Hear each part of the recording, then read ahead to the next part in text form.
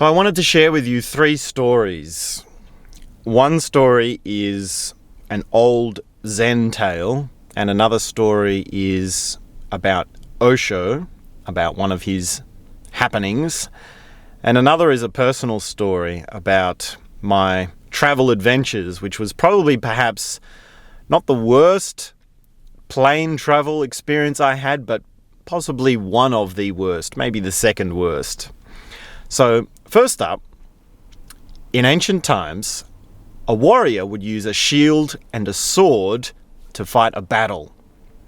And as legend would have it, Radagasta used 2 swords instead of a shield and a sword, and he would go crazy in the battles, waving his arms around and being very aggressive with his attacking. And of course, he killed many people and became legendary. And after every battle, people would say to him, Radagasta, if you keep going like this, you're going to get killed one day. You need to use a shield. And yet he insisted on using 2 swords. And as legend goes, one day in battle, he was killed. His head was chopped off. And yet, as the story goes, even with his head chopped off, he continued waving his arms around in battle and still killing people even after he had been killed himself.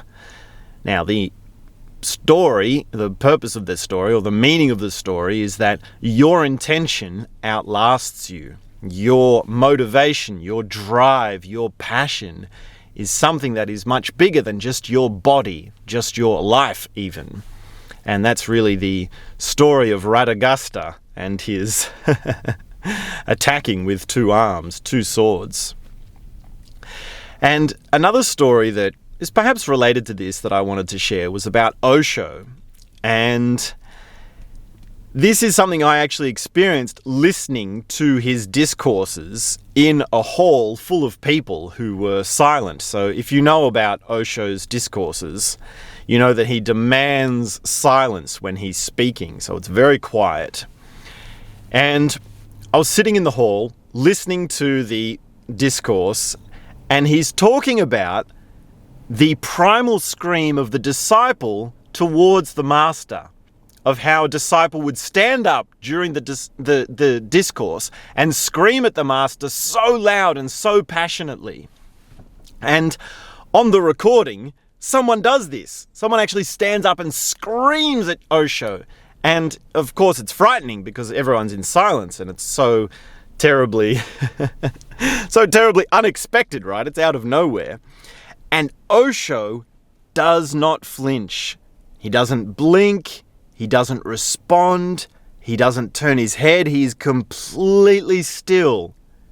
Not a single movement. And he doesn't even change his train of thought. He continues on with his story as if nothing had happened. And yet, after that, as he's talking, he slowly starts to weave in a reaction to this person screaming at him. And it turns out that he turns it into something very funny. He turns it into a kind of humiliation of this person and saying like, well, that's not really primal. That's not really an authentic scream. That's a whimper rather than the roar of the lion. So that was something I experienced listening to Osho discourses at Osho International Meditation Resort in Pune, on the recording, on the video, with a full crowd of people sitting in dead silence. So a very powerful experience. One of the most insane Osho discourses that I ever heard. And I've traveled a lot. I have been around the world, and I wanted to share just one personal story.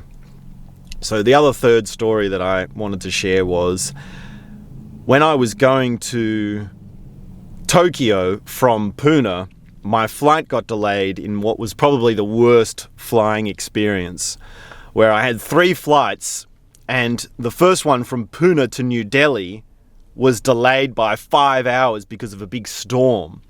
And because I missed that, I had to get the next day's flight from New Delhi to Singapore, because they only have 1 flight per day to that city. And I had to actually sleep on the floor of the airport in New Delhi with a hard marble floor and my backpack as a pillow. And then because I was late to Singapore, I was then late to the flight to Tokyo.